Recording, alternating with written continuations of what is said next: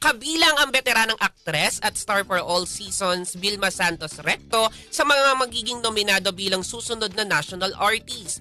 Ang Actor PH or League of Filipino Actors, ang organisasyon ng mga aktor na Pilipino na pinamumunuan ni Dingdong Dantes ang naghain ng nominasyon para kay Ate V sa nasabing award. Ito ay dahil sa mga kontribusyon ng veteran actress sa industriya ng pelikulang Pilipino sa loob ng 6 na dekada.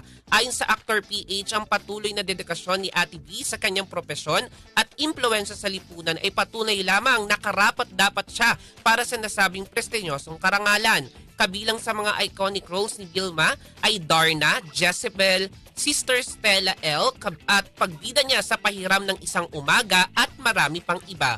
Maraming award din ang nasungkit ni Ate V sa local at international bodies, kabilang na ang PAMAS, Metro Manila Film Festival, TMPC Star Awards at International Film Festival sa Brazil at Dhaka.